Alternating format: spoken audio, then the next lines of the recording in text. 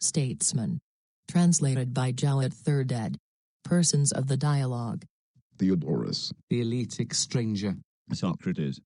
The younger Socrates. I owe you many thanks, indeed, Theodorus, for the acquaintance both of Theaetetus and of the stranger. And in a little while, Socrates, you will owe me 3 times as many, when they have completed for you the delineation of the statesman, and of the philosopher, as well as of the sophist. Sophist, statesman, philosopher. O my dear Theodorus, do my ears truly witness that this is the estimate formed of them by the great calculator and geometrician?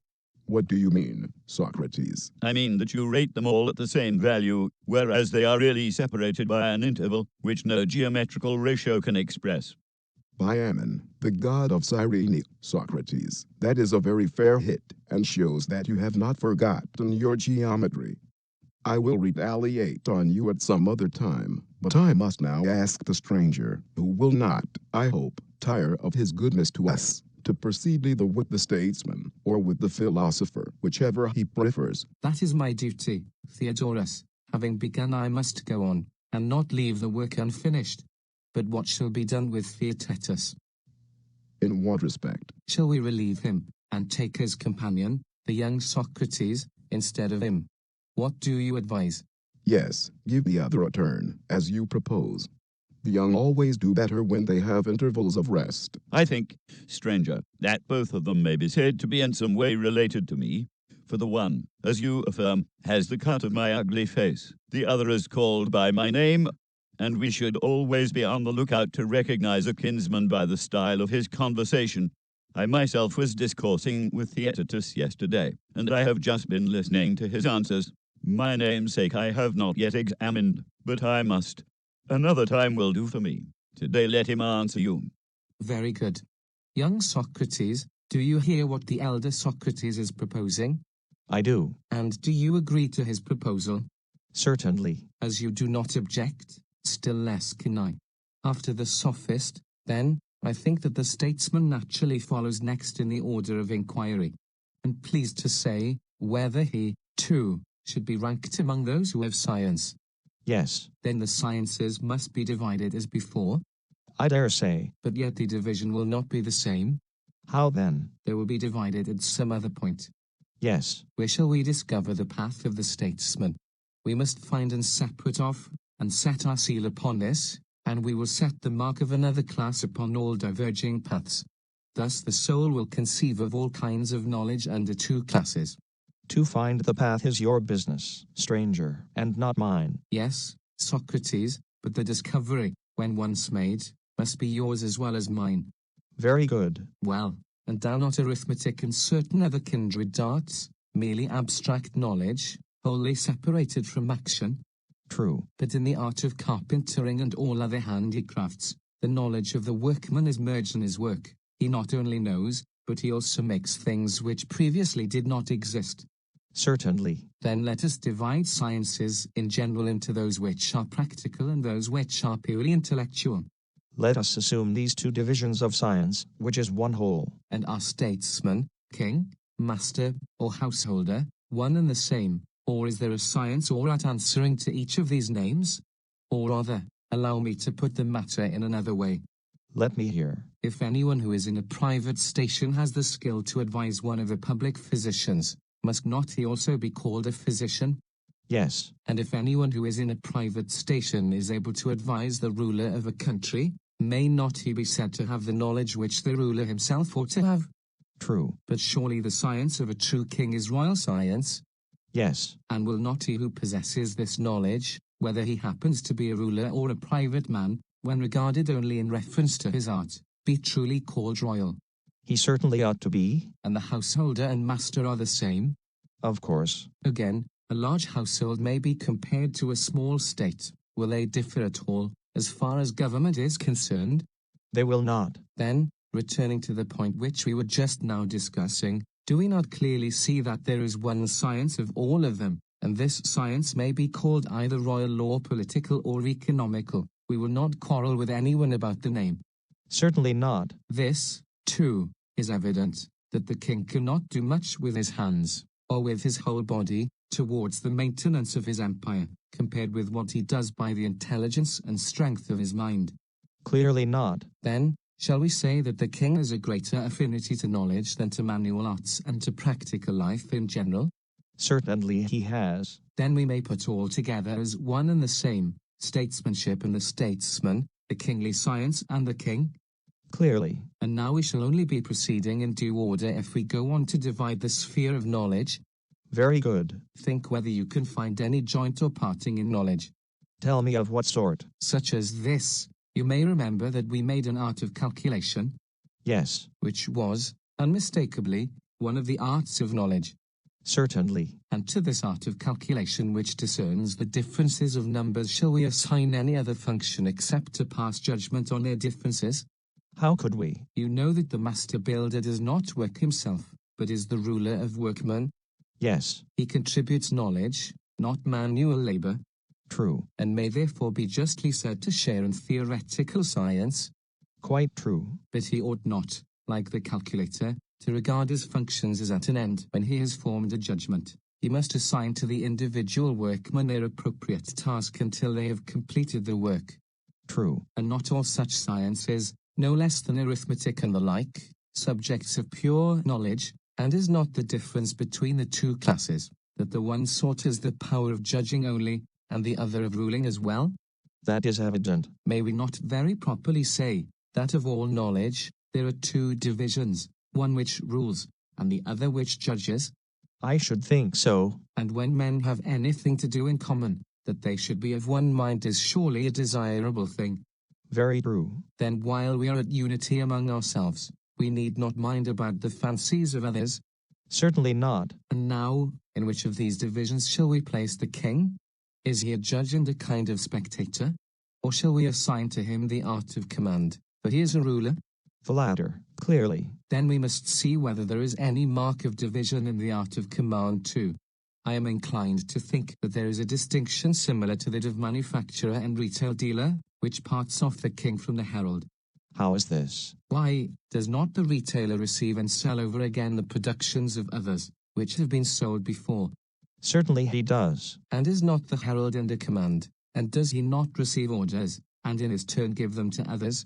Very true. Then shall we mingle the kingly art in the same class with the art of the herald, the interpreter, the boatswain, the prophet, and the numerous kindred arts which exercise command, or, as in the preceding comparison we spoke of manufacturers, or sellers for themselves, and of retailers, seeing, too, that the class of supreme rulers, or rulers for themselves, is almost nameless, shall we make a word following the same analogy, and refer kings to a supreme or ruling for self-science, leaving the rest to receive a name from someone else?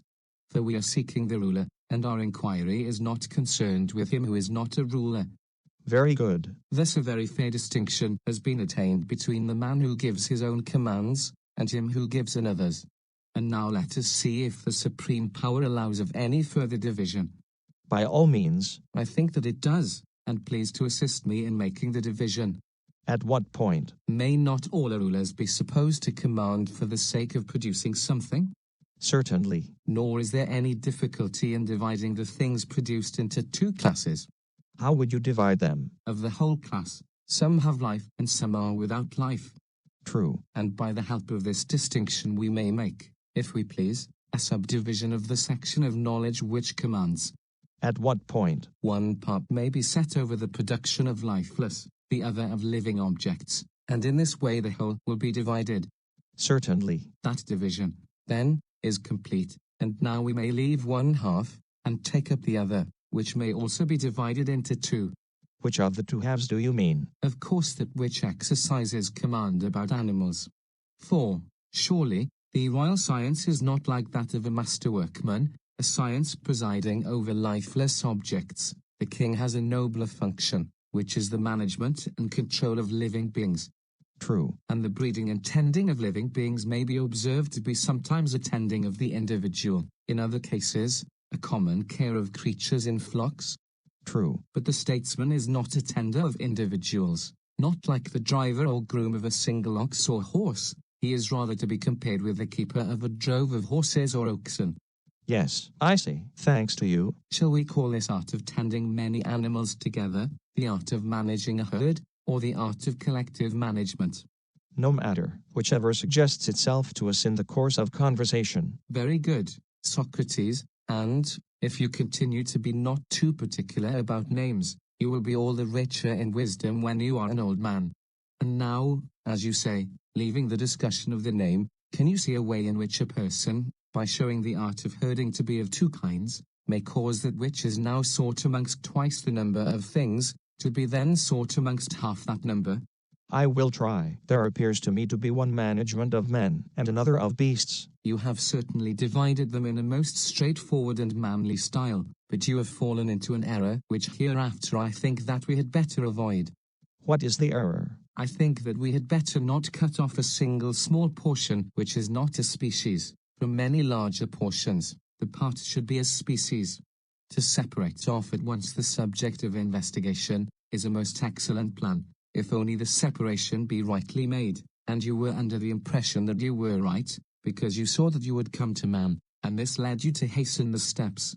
But you should not chip off too small a piece, my friend. The safer way is to cut through the middle, which is also the more likely way of finding classes. Attention to this principle makes all the difference in a process of inquiry. What do you mean, stranger? I will endeavor to speak more plainly out of love to your good parts, Socrates, and, although I cannot at present entirely explain myself, I will try, as we proceed, to make my meaning a little clearer. What was the error of which, as you say, we were guilty in our recent division? The error was just as if someone who wanted to divide the human race were to divide them after the fashion which prevails in this part of the world. Here they cut off the Hellenes as one species, and all the other species of mankind, which are innumerable, and have no ties or common language, they include under the single name of barbarians, and because they have one name they are supposed to be of one species also. Or suppose that in dividing numbers you were to cut off 10,000 from all the rest, and make of it one species, comprehending the rest under another separate name. You might say that here too was a single class, because you had given it a single name. Whereas you would make a much better and more equal and logical classification of numbers, if you divided them into odd and even, or of the human species, if you divided them into male and female, and only separated off Lydians or Phrygians, or any other tribe, and arrayed them against the rest of the world, when you could no longer make a division into parts which were also classes. Very true, but I wish that this distinction between a part and a class could still be made somewhat plainer. O Socrates, best of men, you are imposing upon me a very difficult task. We have already digressed further from our original intention than we ought, and you would have us wander still further away. But we must now return to our subject, and hereafter, when there is a leisure hour, we will follow up the other track. At the same time, I wish you to guard against imagining that you ever heard me declare. What? That a class and a part are distinct. What did I hear, then? That a class is necessarily a part, but there is no similar necessity that a part should be a class. That is the view which I should always wish you to attribute to me, Socrates. So be it. There is another thing which I should like to know.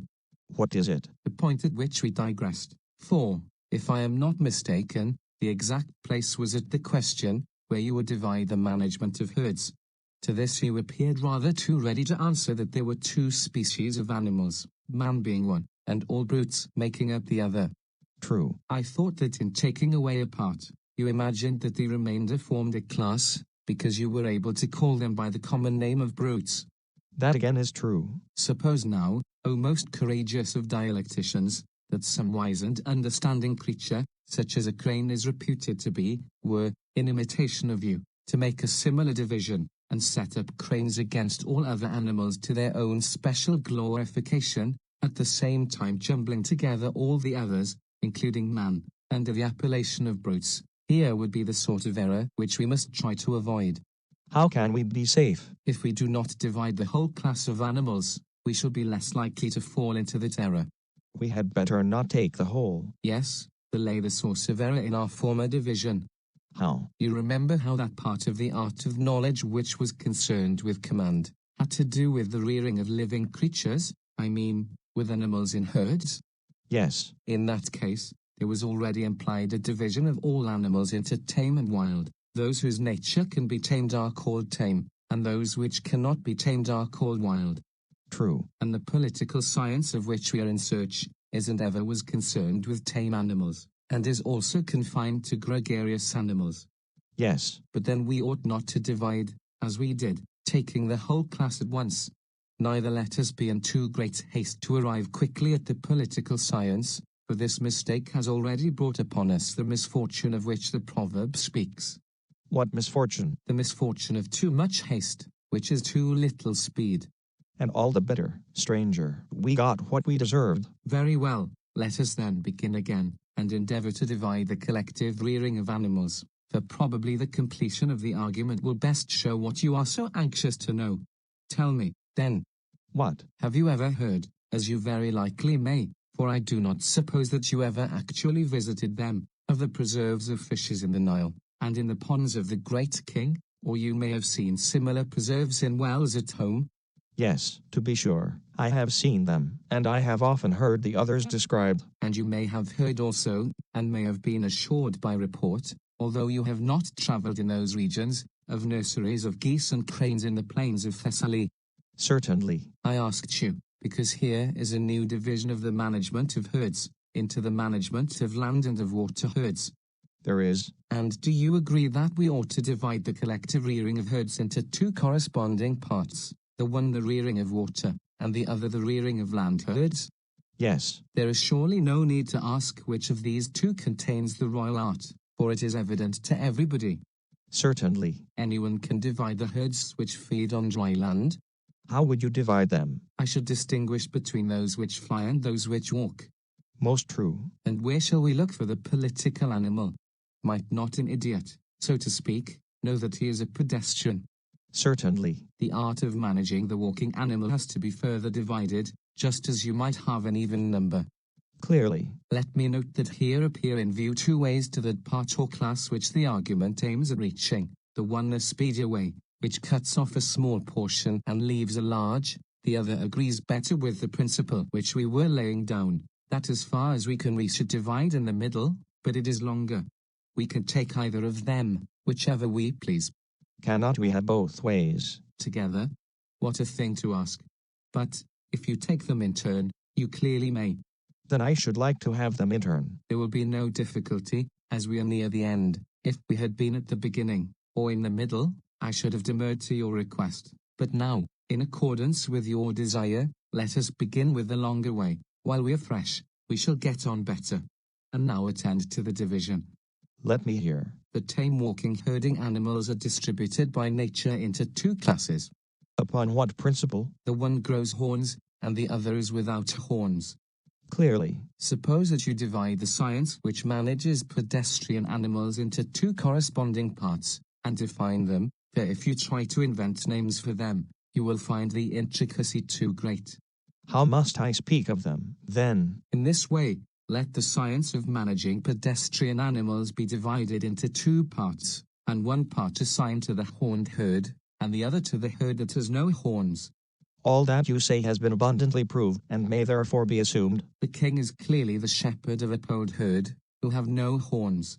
That is evident. Shall we break up this hornless herd into sections, and endeavor to assign to him what is his? By all means. Shall we distinguish them by their having or not having cloven feet, or by their mixing or not mixing the breed? You know what I mean. What? I mean that horses and asses naturally breed from one another. Yes. But the remainder of the hornless herd of tame animals will not mix the breed. Very true. And of which has the statesman charge, of the mixed or of the unmixed race? Clearly of the unmixed. I suppose that we must divide this again as before. We must. Every tame and herding animal has now been split up, with the exception of two species, for I hardly think that dogs should be reckoned among gregarious animals. Certainly not, but how shall we divide the two remaining species? There is a measure of difference which may be appropriately employed by you and Theaetetus, who are students of geometry. What is that? The diameter, and, again, the diameter of a diameter. What do you mean? How does man walk, but as a diameter whose power is 2 feet? Just so. And the power of the remaining kind, being the power of twice 2 feet, may be said to be the diameter of our diameter. Certainly, and now I think that I pretty nearly understand you. In these divisions, Socrates, I descry what would make another famous jest. What is it? Human beings have come out in the same class with the freest and airiest of creation, and have been running a race with them. I remark that very singular coincidence. And would you not expect the slowest to arrive last? Indeed I should. And there is a still more ridiculous consequence, that the king is found running about with the herd, and in close competition with the bird-catcher, who of all mankind is most of an adept at the airy life. Certainly. Then here, Socrates, is still clearer evidence of the truth of what was said in the inquiry about the Sophist. What? That the dialectical method is no respecter of persons, and does not set the great above the small, but always arrives in her own way at the truest result. Clearly. And now, I will not wait for you to ask me, but will of my own accord take you by the shorter road to the definition of a king. By all means. I say that we should have begun at first by dividing land animals into biped and quadruped, and since the winged herd, and that alone, comes out in the same class with man, we should divide bipeds into those which have feathers and those which have not, and when they have been divided, and the art of the management of mankind is brought to light, the time will have come to produce our statesman and ruler, and set him like a charioteer in his place, and hand over to him the reins of state, for that too is a vocation which belongs to him. Very good. You have paid me the debt. I mean, that you have completed the argument, and I suppose that you added the digression by way of interest. Then now, let us go back to the beginning, and join the links, which together make the definition of the name of the statesman's art.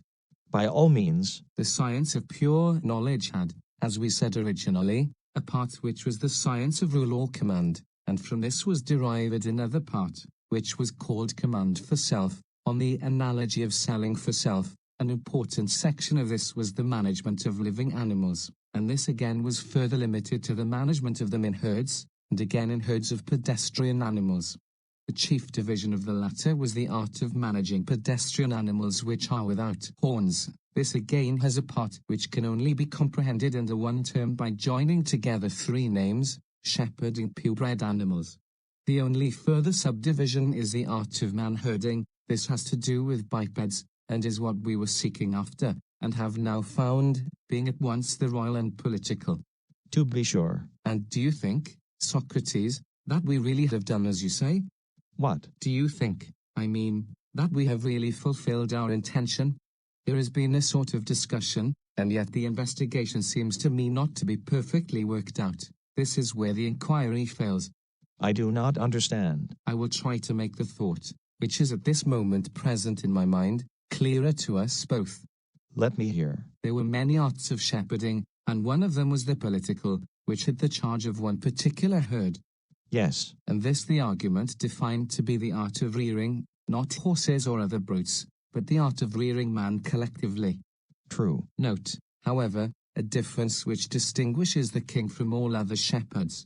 To what do you refer? I want to ask whether any one of the other herdsmen has rival who professes and claims to share with him in the management of the herd. What do you mean? I mean to say that merchants, husbandmen, providers of food, and also training masters and physicians, will all contend with the herdsmen of humanity, whom we call statesmen, declaring that they themselves have the care of rearing or managing mankind, and that they rear not only the common herd, but also the rulers themselves. Are they not right in saying so? Very likely they may be, and we will consider their claim. But we are certain of this, that no one will raise a similar claim as against the herdsman, who is allowed on all hands to be the sole and only feeder and physician of his herd. He is also their matchmaker and accoutler. No one else knows that department of science. And he is their merrymaker and musician, as far as their nature is susceptible of such influences, and no one can console and soothe his own herd better than he can, either with the natural tones of his voice or with instruments. And the same may be said of tenders of animals in general. Very true. But if this is as you say, can our argument about the king be true and unimpeachable? Were we right in selecting him out of 10,000 other claimants to be the shepherd and rearer of the human flock? Surely not. Had we not reason just now to apprehend, that although we may have described a sort of royal form, we have not as yet accurately worked out the true image of the statesman? and that we cannot reveal him as he truly is in his own nature, until we have disengaged and separated him from those who hang about him and claim to share in his prerogatives? Very true. And that, Socrates, is what we must do, if we do not mean to bring disgrace upon the argument at its close. We must certainly avoid that. Then let us make a new beginning, and travel by a different road. What road? I think that we may have a little amusement. There is a famous tale, of which a good portion may with advantage be interwoven, and then we may resume our series of divisions, and proceed in the old path until we arrive at the desired summit. Shall we do as I say?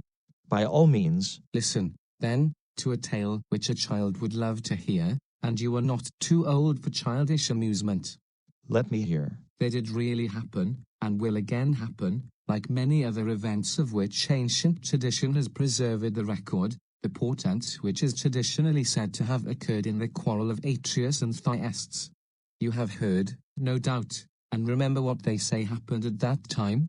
I suppose you to mean the token of the birth of the golden lamb. No, not that, but another part of the story, which tells how the sun and the stars once rose in the west, and set in the east, and that the god reversed their motion, and gave them that which they now have as a testimony to the right of Atreus. Yes, there is that legend also. Again, we have been often told of the reign of Cronos. Yes, very often. Did you ever hear that the men of former times were earthborn, and not begotten of one another? Yes, that is another old tradition. All these stories, and 10,000 others which are still more wonderful, have a common origin. Many of them have been lost in the lapse of ages, or are repeated only in a disconnected form, but the origin of them is what no one has told, and may as well be told now, for the tale is suited to throw light on the nature of the king. Very good, and I hope that you will give the whole story, and leave out nothing. Listen, then. There is a time when God himself guides and helps to roll the world in its course, and there is a time, on the completion of a certain cycle, when he lets go, and the world being a living creature, and having originally received intelligence from its author and creator, turns about and by an inherent necessity revolves in the opposite direction. Why is that? Why, because only the most divine things of all remain ever unchanged and the same, and body is not included in this class. Heaven and the universe, as we have termed them, although they have been endowed by the Creator with many glories, partake of a bodily nature, and therefore cannot be entirely free from perturbation. But their motion is, as far as possible, single and in the same place, and of the same kind, and is therefore only subject to a reversal, which is the least alteration possible.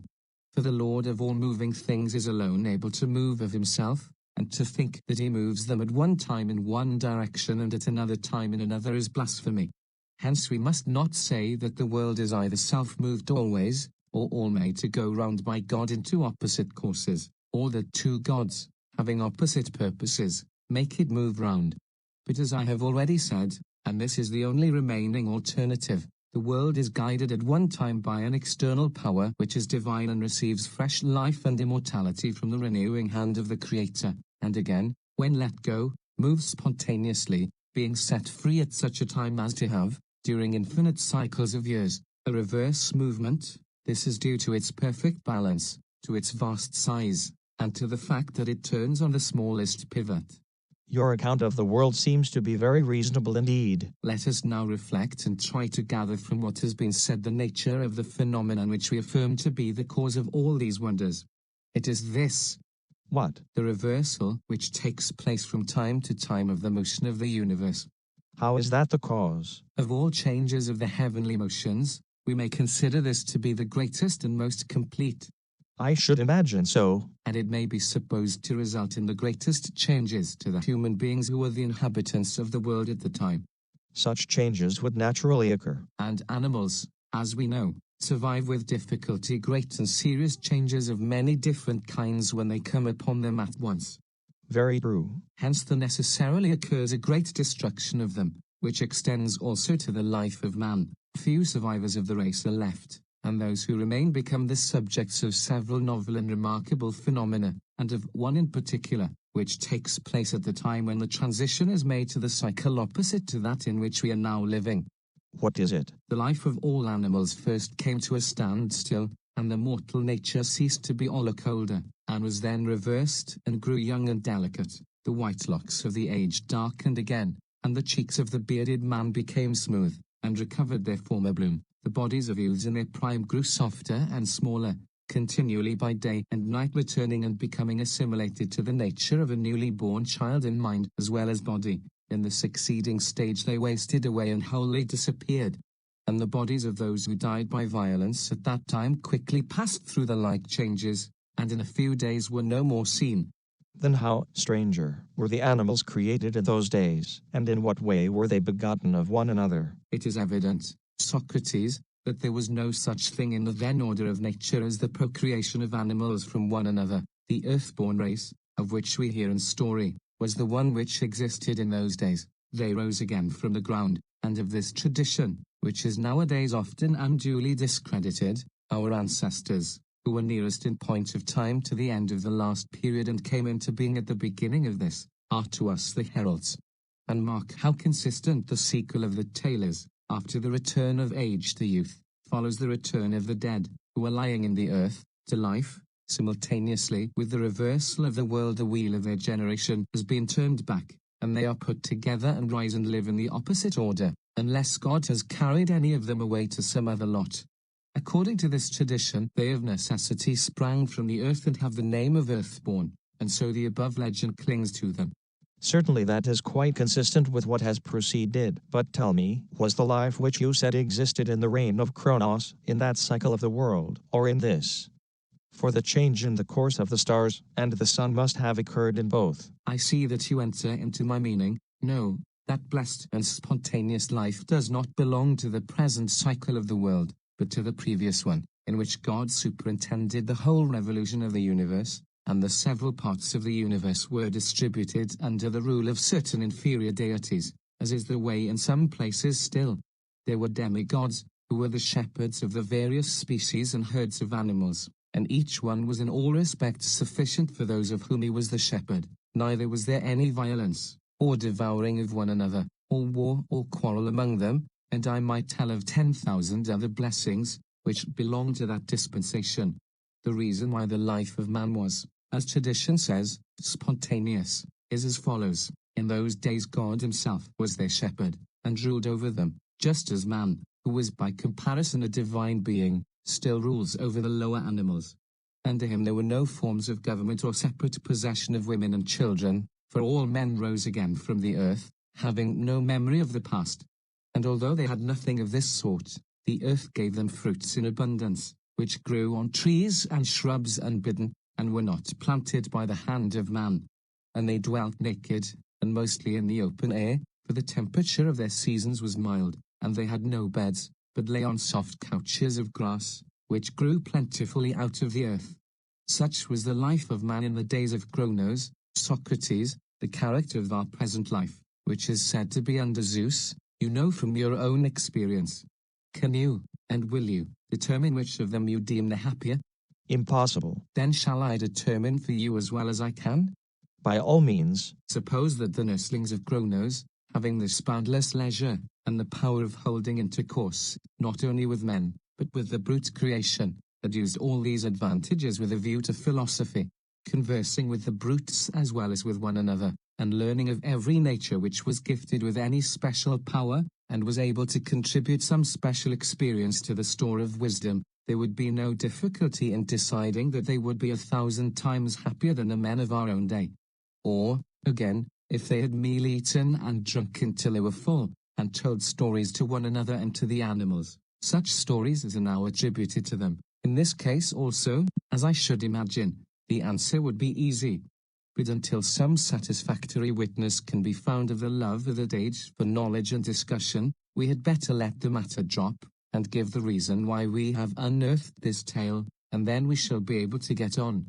In the fullness of time, when the change was to take place, and the earthborn race had all perished, and every soul had completed its proper cycle of births and been sown in the earth her appointed number of times, the pilot of the universe let the helm go, and retired to his place of view, and then fate and innate desire reversed the motion of the world. Then also all the inferior deities who share the rule of the supreme power, being informed of what was happening, let go the parts of the world which were under their control. And the world turning round with a sudden shock, being impelled in an opposite direction from beginning to end, was shaken by a mighty earthquake, which wrought a new destruction of all manner of animals. Afterwards, when sufficient time had elapsed, the tumult and confusion and earthquake ceased, and the universal creature, once more at peace, attained to a calm, and settled down into his own orderly and accustomed course, having the charge and rule of himself and of all the creatures which are contained in him, and executing, as far as he remembered them, the instructions of his Father and the Creator, more precisely at first, but afterwards with less exactness. The reason of the falling off was the admixture of matter in him. This was inherent in the primal nature, which was full of disorder, until attaining to the present order.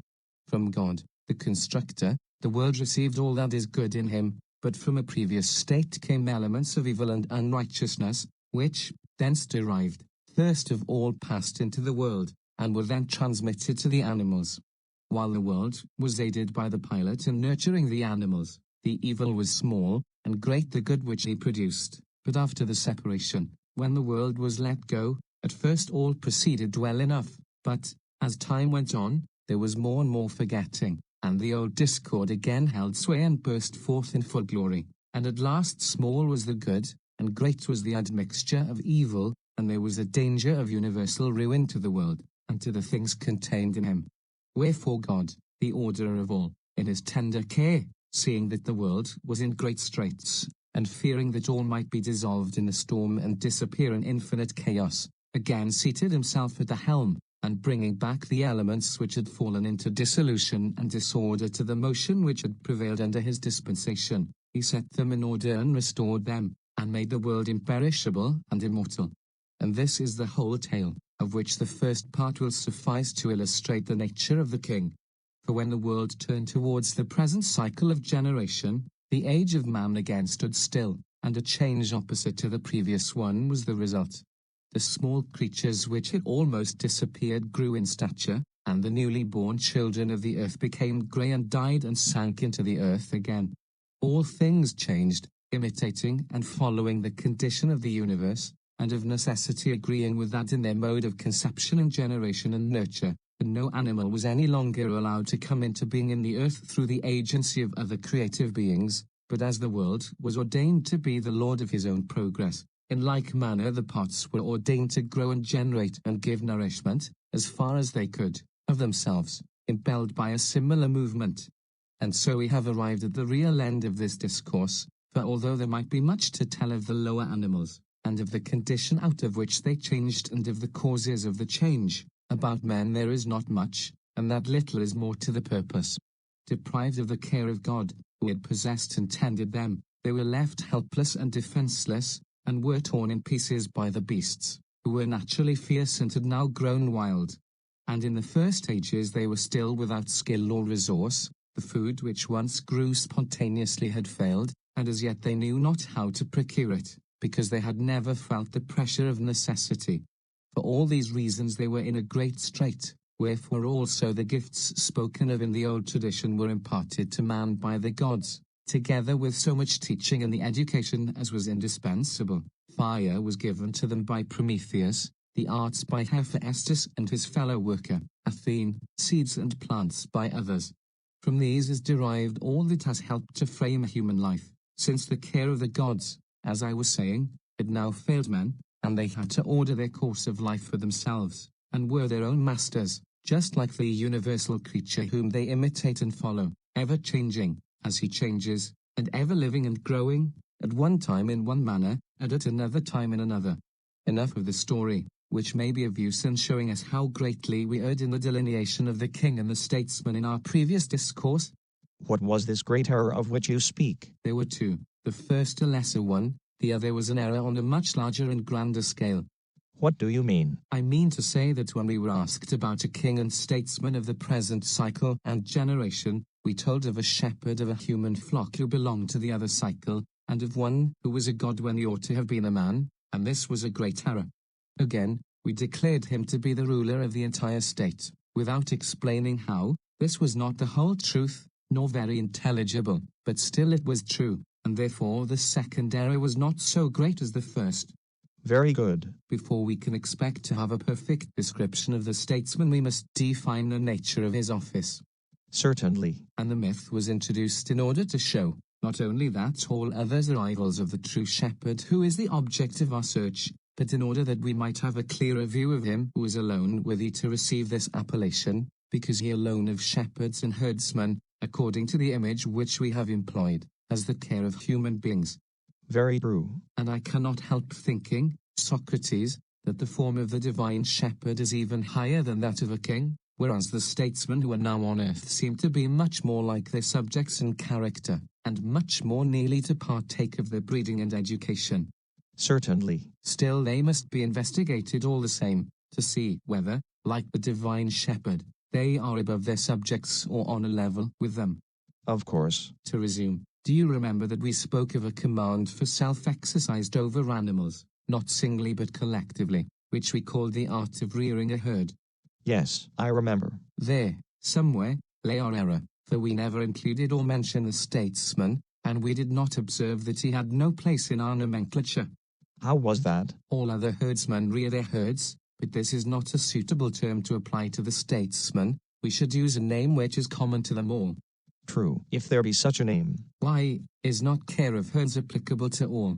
For this implies no feeding, or any special duty, if we say either tending the herds, or managing the herds, or having the care of them, the same word will include all, and then we may wrap up the statesman with the rest, as the argument seems to require. Quite right, but how shall we take the next step in the division? As before, we divided the art of rearing herds accordingly as they were land or water herds, winged and wingless, mixing or not mixing the breed, horned and hornless, so we may divide by these same differences the tending of herds, comprehending in our definition the kingship of today and the rule of chronos. That is clear, but I still ask, what is to follow? If the word had been managing herds, instead of feeding or rearing them, no one would have argued that there was no care of men in the case of the politician, although it was justly contended that there was no human art of feeding them which was worthy of the name, or at least, if there were, many a man had a prior and greater right to share in such an art than any king. True. But no other art or science will have a prior or better right than the royal science to care for human society and to rule over men in general. Quite true. In the next place, Socrates, we must surely notice that a great error was committed at the end of our analysis. What was it? Why, supposing we were ever so sure that there is such an art as the art of rearing or feeding bipeds, there was no reason why we should call this the royal or political art, as though there were no more to be said. Certainly not. Our first duty, as we were saying, was to remodel the name, so as to have the notion of care rather than of feeding, and then to divide, for there may be still considerable divisions. How can they be made? First, by separating the divine shepherd from the human guardian or manager. True. And the art of management which is assigned to man would again have to be subdivided. On what principle? On the principle of voluntary and compulsory. Why? Because, if I am not mistaken, there has been an error here, for our simplicity led us to rank king and tyrant together, whereas they're utterly distinct, like their modes of government. True. Then, now, as I said, let us make the correction and divide human care into two parts, on the principle of voluntary and compulsory. Certainly. And if we call the management of violent rulers tyranny, and the voluntary management of herds of voluntary bipeds politics, may we not further assert that he who is this latter art of management is the true king and statesman? I think, stranger, that we have now completed the account of the statesman. Would that we had, Socrates, but I have to satisfy myself as well as you, and in my judgment the figure of the king is not yet perfected, like statuaries who, in their too great haste, having overdone the several parts of their work, lose time in cutting them down, so too we, partly out of haste, partly out of a magnanimous desire to expose our former error, and also because we imagined that a king required grand illustrations, have taken up a marvelous lump of fable, and have been obliged to use more than was necessary. This made us discourse at large, and, nevertheless, the story never came to an end. And our discussion might be compared to a picture of some living being which had been fairly drawn in outline, but had not yet attained the life and clearness which is given by the blending of colors. Now to intelligent persons a living being had better be delineated by language and discourse than by any painting or work of art, to the duller sort by works of art. Very true, but what is the imperfection which still remains? I wish that you would tell me. The higher ideas, my dear friend, can hardly be set forth except through the medium of examples. Every man seems to know all things in a dreamy sort of way, and then again to wake up and to know nothing. What do you mean? I fear that I have been unfortunate in raising a question about our experience of knowledge. Why so? Why, because my example requires the assistance of another example.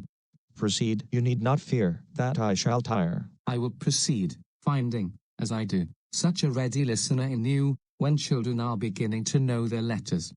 What are you going to say? That they distinguish the several letters well enough in very short and easy syllables, and are able to tell them correctly. Certainly. Whereas in other syllables they do not recognize them, and think and speak falsely of them. Very true. Will not the best and easiest way of bringing them to a knowledge of what they do not as yet know be?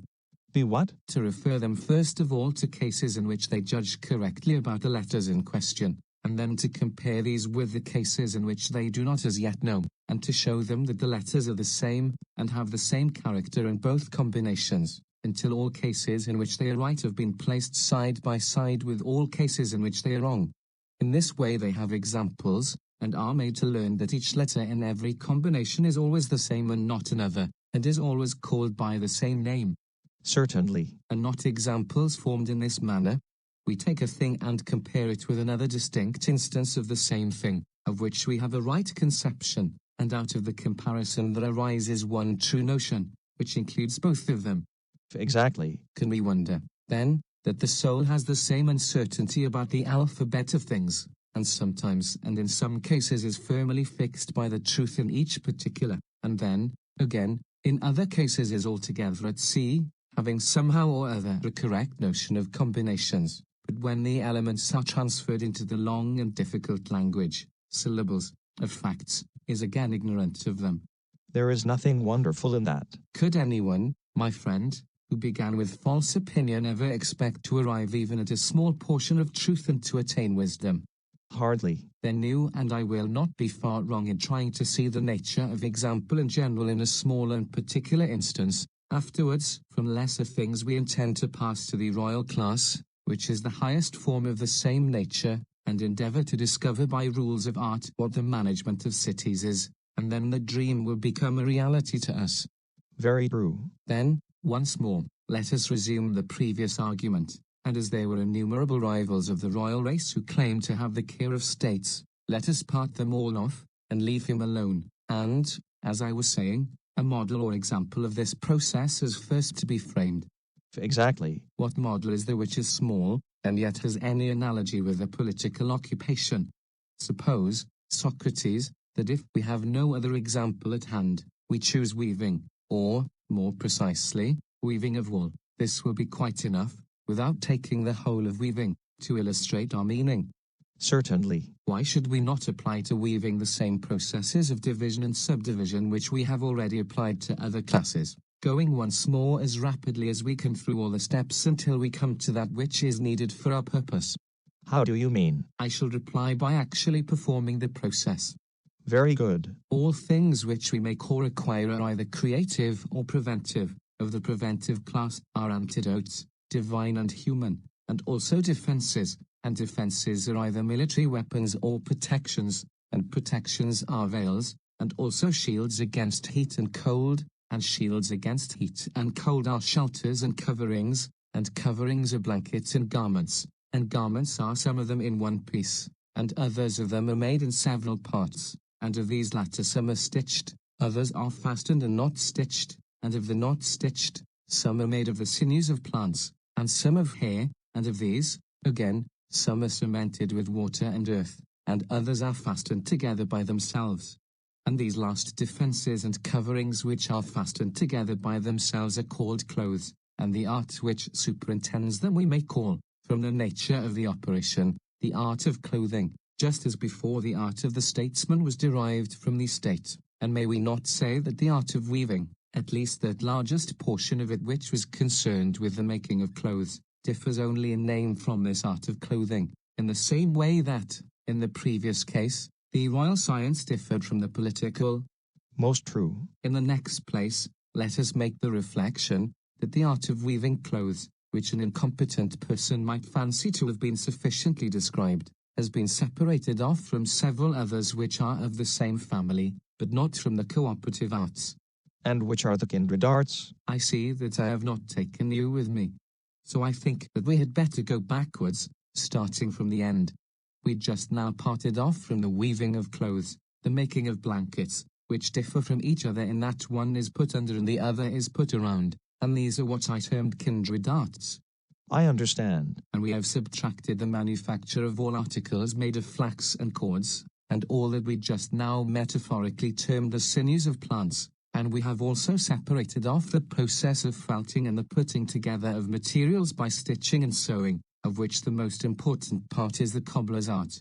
Precisely. Then we separated off the carrier's art, which prepared coverings in entire pieces, and the art of sheltering, and subtracted the various arts of making watertight which are employed in building, and in general in carpentering, and in other crafts, and all such arts as furnish impediments to thieving and acts of violence, and are concerned with making the lids of boxes and the fixing of doors, being divisions of the art of joining, and we also cut off the manufacture of arms, which is a section of the great and manifold art of making defenses, and we originally began by parting off the whole of the magic art which is concerned with antidotes, and have left, as would appear, the very art of which we were in search, the art of protection against winter cold, which fabricates woolen defenses, and has the name of weaving.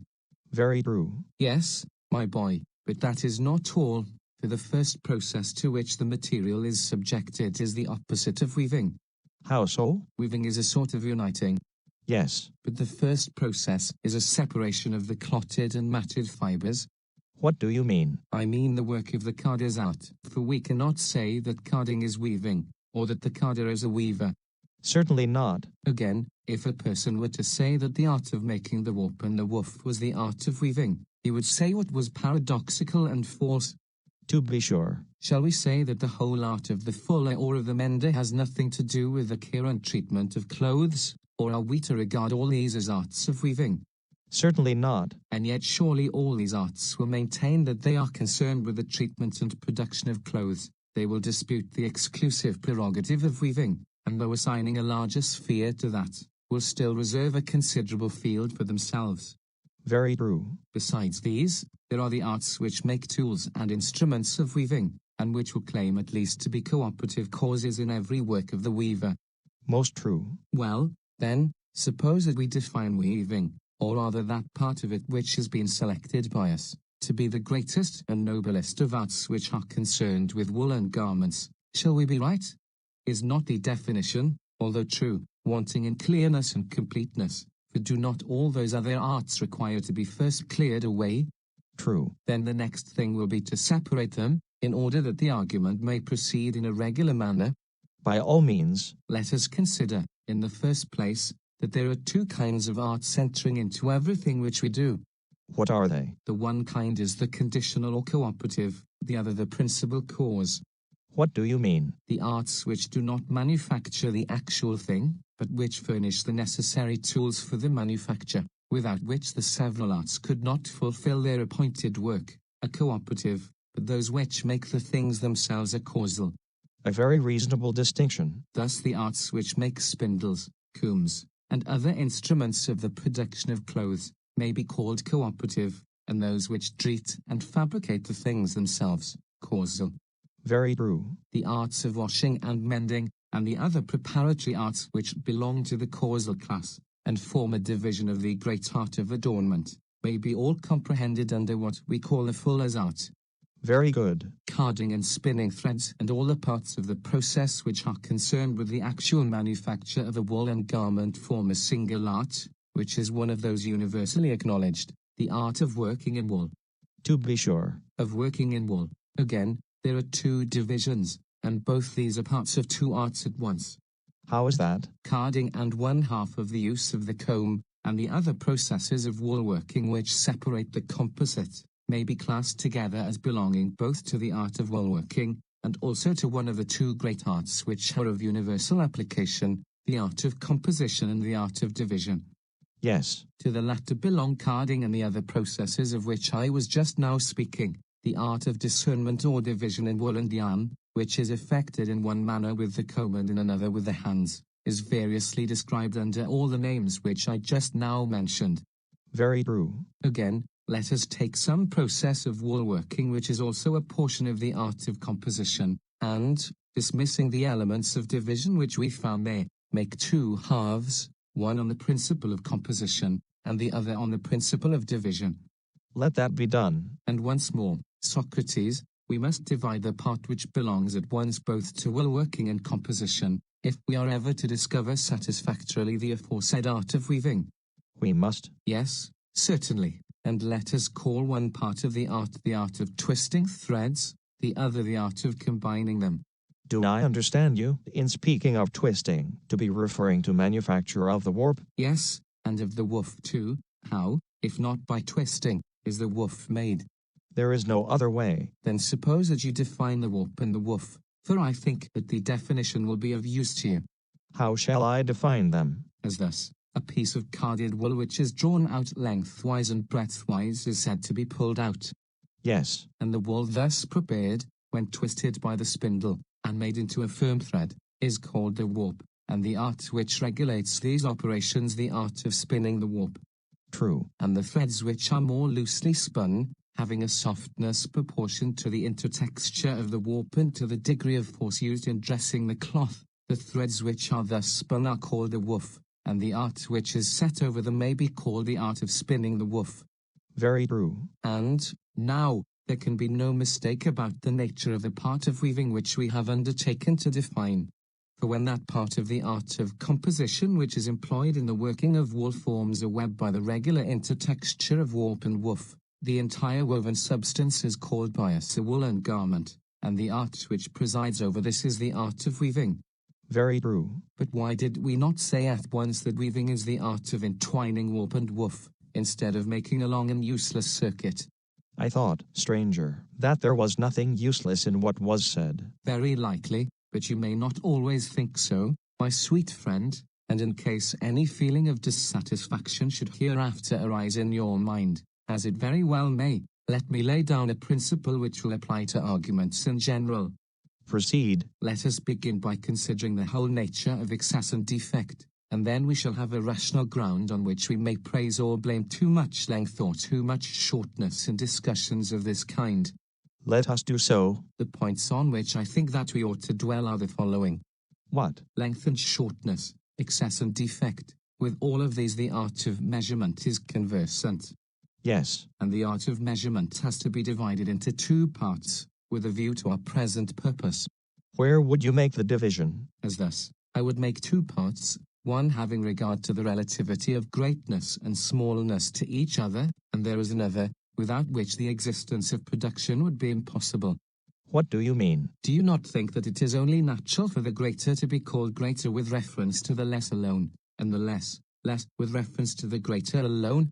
Yes. Well, but is there not also something exceeding and exceeded by the principle of the mean, both in speech and action, and is not this a reality, and the chief mark of difference between good and bad men?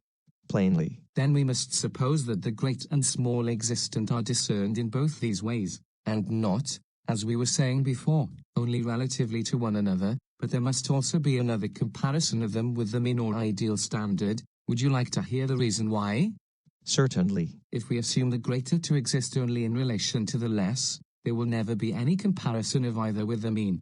True. And would not this doctrine be the ruin of all the arts and their creations? Would not the art of the statesman and the aforesaid art of weaving disappear? For all these arts are on the watch against excess and defect, not as unrealities, but as real evils, which occasion a difficulty in action, and the excellence or beauty of every work of art is due to this observance of measure. Certainly. But if the science of the statesman disappears, the search for the royal science will be impossible. Very true. Well, then, as in the case of the Sophist, we extorted the inference that not being had an existence, because here was the point at which the argument eluded our grasp, So in this we must endeavor to show that the greater and less are not only to be measured with one another, but also have to do with the production of the mean, for if this is not admitted, neither a statesman nor any other man of action can be an undisputed master of his science. Yes, we must certainly do again what we did then. But this, Socrates, is a greater work than the other, of which we only too well remember the length. I think, however, that we may fairly assume something of this sort. What? That we shall some day require this notion of a mean with a view to the demonstration of absolute truth. Meanwhile, the argument that the very existence of the arts must be held to depend on the possibility of measuring more or less, not only with one another, but also with a view to the attainment of the mean, seems to afford a grand support and satisfactory proof of the doctrine which we are maintaining. For if there are arts, there is a standard of measure, and if there is a standard of measure, there are arts, but if either is wanting, there is neither.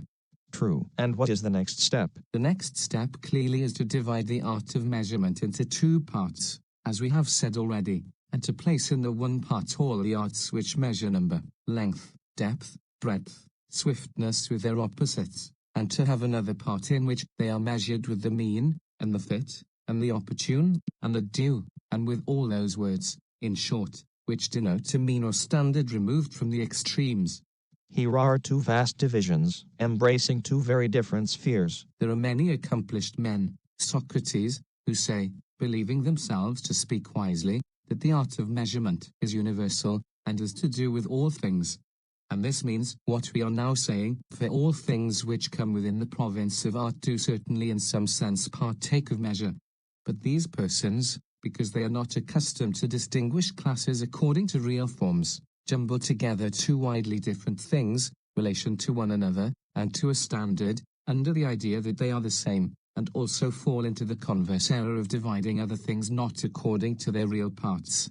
Whereas the right way is, if a man has first seen the unity of things, to go on with the inquiry and not desist until he has found all the differences contained in it which form distinct classes. Nor again should he be able to rest contented with the manifold diversities which has seen in a multitude of things until he has comprehended all of them that have any affinity within the bounds of one similarity and embraced them within the reality of a single kind.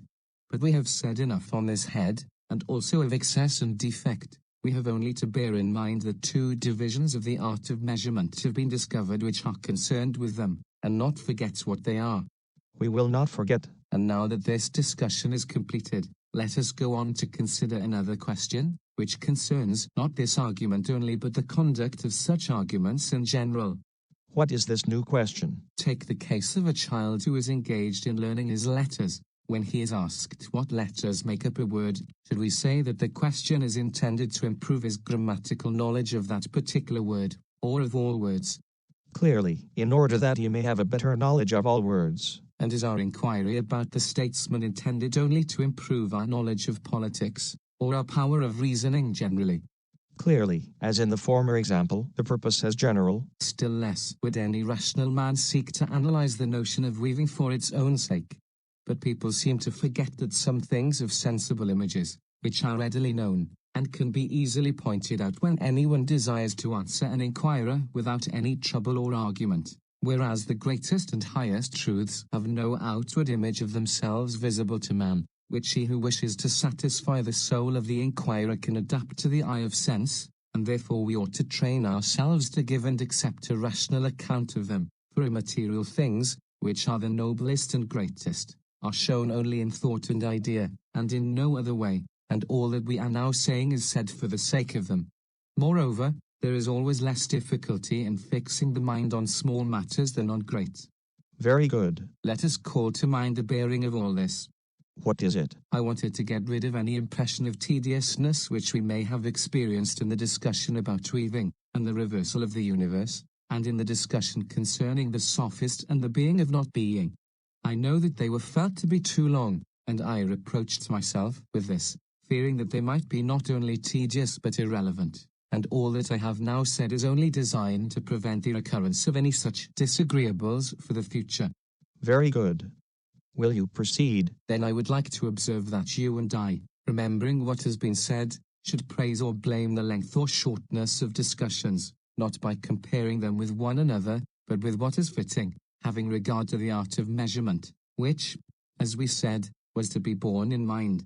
Very true. And yet, not everything is to be judged even with a view to what is fitting, for we should only want such a length as is suited to give pleasure, if at all, as a secondary matter, and reason tells us that we should be contented to make the ease or rapidity of an inquiry, not our first, but our second object, the first and highest of all being to assert the great method of division according to species. Whether the discourse be shorter or longer is not to the point. No offence should be taken at length, but the longer and shorter are to be employed indifferently, according as either of them is better calculated to sharpen the wits of the auditors. Reason would also say to him who censures the length of discourses on such occasions and cannot away with their circumlocution, that he should not be in such a hurry to have done with them, when he can only complain that they are tedious, but he should prove that if they had been shorter they would have made those who took part in them better dialecticians, and more capable of expressing the truth of things. About any other praise and blame, he need not trouble himself, he should pretend not to hear them. But we have had enough of this, as you will probably agree with me in thinking. Let us return to our statesman, and apply to his case the aforesaid example of weaving. Very good, let us do as you say. The art of the king has been separated from the similar arts of shepherds, and, indeed, from all those which have to do with herds at all. There still remain, however, of the causal and cooperative arts those which are immediately concerned with states, and which must first be distinguished from one another. Very good. You know that these arts cannot easily be divided into two halves. The reason will be very evident as we proceed. Then we had better do so. We must carve them like a victim into members or limbs, since we cannot bisect them. For we certainly should divide everything into as few parts as possible. What is to be done in this case? What we did in the example of weaving, all those arts which furnished the tools were regarded by us as cooperative. Yes. So now, and with still more reason, all arts which make any implement in a state, whether great or small, may be regarded by us as cooperative, for without them neither state nor statesmanship would be possible, and yet we are not inclined to say that any of them is a product of the kingly art. No, indeed. The task of separating this class from others is not an easy one, for there is plausibility in saying that anything in the world is the instrument of doing something. But there is another class of possessions in a city, of which I have a word to say. What class do you mean? A class which may be described as not having this power, that is to say, not like an instrument, framed for production, but designed for the preservation of that which is produced. To what do you refer? To the class of vessels, as they are comprehensively termed, which are constructed for the preservation of things moist and dry, of things prepared in the fire or out of the fire. This is a very large class, and has, if I am not mistaken, literally nothing to do with the royal art of which we are in search. Certainly not. There is also a third class of possessions to be noted, different from these and very extensive, moving or resting on land or water, honorable and also dishonorable. The whole of this class has one name, because it is intended to be sat upon, being always a seat for something. What is it? A vehicle, which is certainly not the work of the statesman, but of the carpenter, potter, and coppersmith. I understand. And is there not a fourth class, which is again different, and in which most of the things formerly mentioned are contained, every kind of dress, most sorts of arms, walls and enclosures, whether of earth or stone, and 10,000 other things, all of which, being made for the sake of defense, may be truly called defenses, and are for the most part to be regarded as the work of the builder or of the weaver, rather than of the statesman. Certainly. Shall we add a fifth class, of ornamentation and drawing, and of the imitations produced by drawing and music, which are designed for amusement only, and may be fairly comprehended under one name? What is it? Plaything is the name. Certainly. That one name may be fitly predicated of all of them, for none of these things have a serious purpose. Amusement is their sole aim. That again I understand. Then there is a class which provides materials for all these, out of which and in which the arts already mentioned fabricate their works. This manifold class, I say, which is the creation and offspring of many other arts, may I not rank sixth? What do you mean? I am referring to gold, silver, and other metals, and all the wood cutting and shearing of every sort provides for the art of carpentry and plaiting, and there is the process of barking and stripping the cuticle of plants, and the currier's art, which strips off the skins of animals, and other similar arts which manufacture corks and papyri and the cords, and provide for the manufacture of composite species out of simple kinds. The whole class may be termed the primitive and simple possession of man, and with this the kingly science has no concern at all. True. The provision of food and of all other things which mingle their particles with the particles of the human body, and minister to the body, will form a seventh class, which may be called by the general term of nourishment, unless you have any better name to offer. This, however, appertains rather to the husbandman, huntsman, drainer, doctor, cook, and is not to be assigned to the statesman's art. Certainly not. These 7 classes include nearly every description of property, with the exception of tame animals.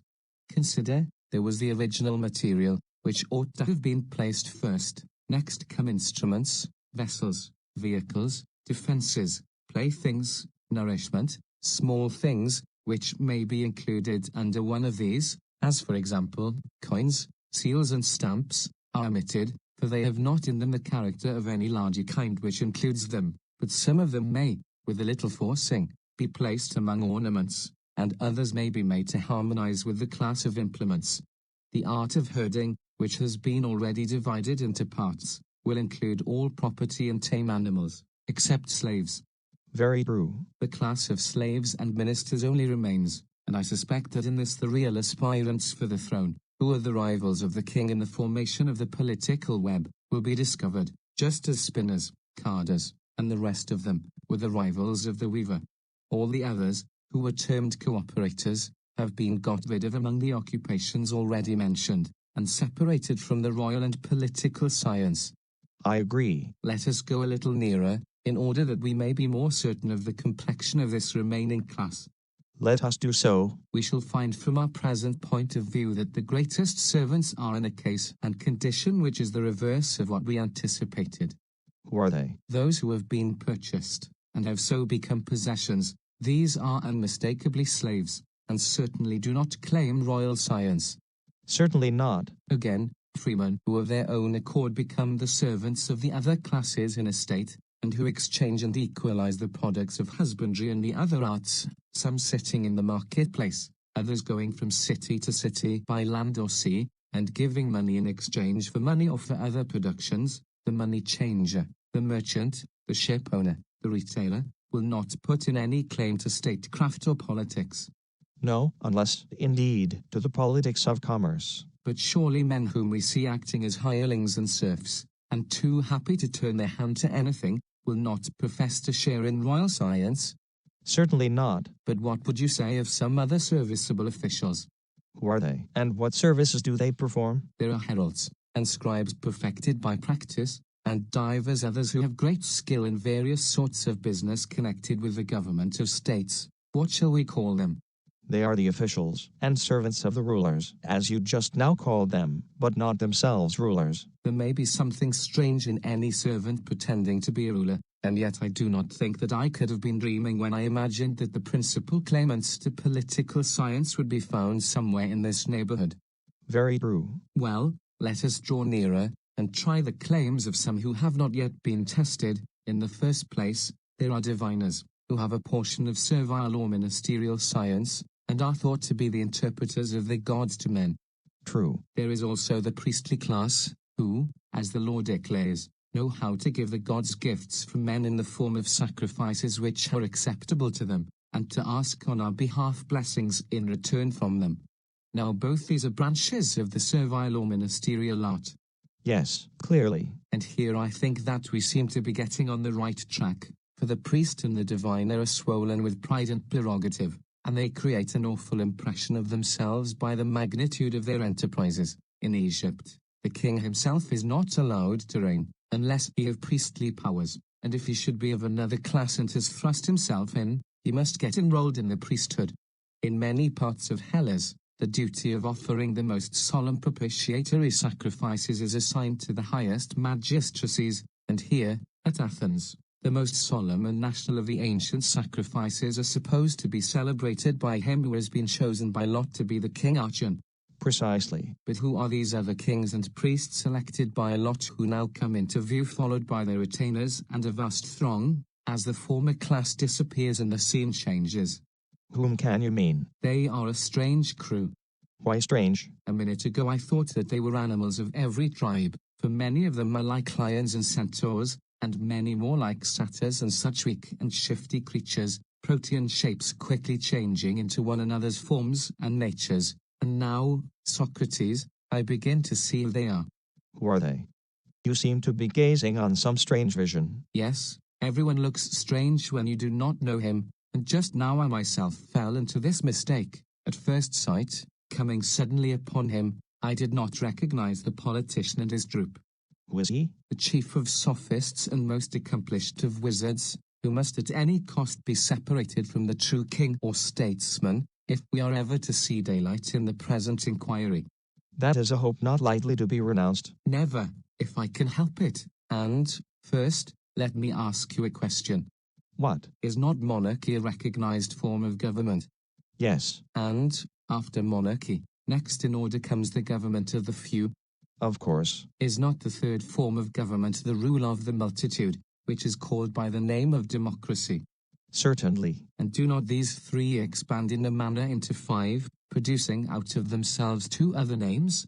What are they? There is a criterion of voluntary and involuntary, poverty and riches, law and the absence of law, which men nowadays apply to them. The two first they subdivide accordingly, and ascribe to monarchy two forms and two corresponding names, royalty and tyranny. Very true. And the government of the few they distinguish by the names of aristocracy and oligarchy. Certainly. Democracy alone, whether rigidly observing the laws or not, and whether the multitude rule over the men of property with their consent or against their consent, always in ordinary language has the same name. True. But do you suppose that any form of government which is defined by these characteristics of the one, the few, or the many, of poverty or wealth, of voluntary or compulsory submission, of written law or the absence of law, can be a right one? Why not? Reflect, and follow me. In what direction? Shall we abide by what we said at first, or shall we retract our words?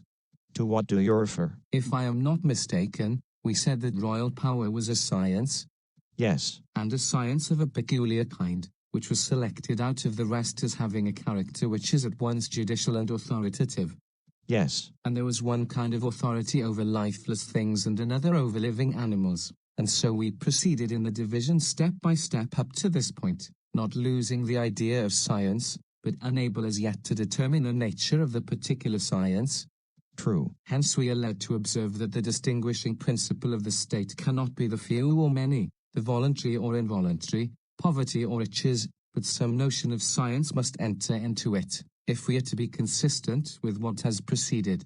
And we must be consistent. Well, then, in which of these various forms of states may the science of government, which is among the greatest of all sciences and most difficult to acquire, be supposed to reside? That we must discover, and then we shall see who are the false politicians who pretend to be politicians but are not, although they persuade many, and shall separate them from the wise king. That, as the argument has already intimated, will be our duty. Do you think that the multitude in a state can attain political science? Impossible. But, perhaps, in a city of 1,000 men, there would be 100, or say 50, who could. In that case, political science would certainly be the easiest of all sciences. There could not be found in a city of that number as many really first-rate draft players, if judged by the standard of the rest of Hellas, and there would certainly not be as many kings. For kings we may truly call those who possess royal science, whether they rule or not, as was shown in the previous argument. Thank you for reminding me. And the consequence is that any true form of government can only be supposed to be the government of one, two, or, at any rate, of a few. Certainly. And these, whether they rule with the will, or against the will, of their subjects, with written laws or without written laws, and whether they are poor or rich, and whatever be the nature of their rule, must be supposed, according to our present view, to rule on some scientific principle, just as the physician, whether he cures us against our will or with our will, and whatever be his mode of treatment, incision, burning, or the infliction of some other pain, whether he practices out of a book or not out of a book, and whether he be rich or poor, whether he purges or reduces in some other way, or even fattens his patients, is a physician all the same, so long as he exercises authority over them according to rules of art, if he only does them good and heals and saves them. And this we lay down to be the only proper test of the art of medicine, or of any other art of command. Quite true. Then that can be the only true form of government in which the governors are really found to possess science, and are not mere pretenders, whether they rule according to law or without law, over willing or unwilling subjects, and are rich or poor themselves. None of these things can with any propriety be included in the notion of the ruler.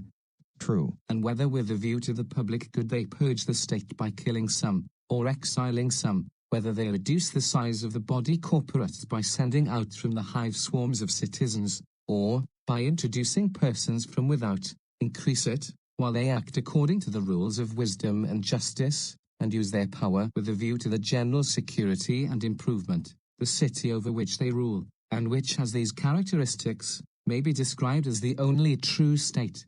All other governments are not genuine or real, but only imitations of this, and some of them are better and some of them are worse. The better are said to be well governed, but they are mere imitations like the others. I agree, stranger, in the greater part of what you say, but as to their ruling without laws the expression has a harsh sound. You have been too quick for me, Socrates. I was just going to ask you whether you objected to any of my statements. And now I see that we shall have to consider this notion of there being good government without laws. Certainly. There can be no doubt that legislation is in a manner the business of a king, and yet the best thing of all is not that the law should rule, but that a man should rule supposing him to have wisdom and royal power. Do you see why this is? Why? Because the law does not perfectly comprehend what is noblest and most just for all, and therefore cannot enforce what is best. The differences of men and actions, and the endless irregular movements of human things, do not admit of any universal and simple rule. And no art whatsoever can lay down a rule which will last for all time. Of course not. But the law is always striving to make one like an obstinate and ignorant tyrant, who will not allow anything to be done contrary to his appointment, or any question to be asked, not even in sudden changes of circumstances, when something happens to be better than what he commanded for someone. Certainly, the law treats us all precisely in the manner which you describe. A perfectly simple principle can never be applied to a state of things which is the reverse of simple. True. Then if the law is not the perfection of right, why are we compelled to make laws at all? The reason of this is next to be investigated. Certainly. Let me ask, whether you have not meetings for gymnastic contests in your city, such as there are in other cities, at which men compete in running, wrestling, and the like? Yes, they are very common among us. And what are the rules, which are enforced on their pupils by professional trainers or by others having similar authority? Can you remember? To what do you refer? The training masters do not issue minute rules for individuals, or give every individual what is exactly suited to his constitution. They think that they ought to go more roughly to work, and to prescribe generally the regimen which will benefit the majority.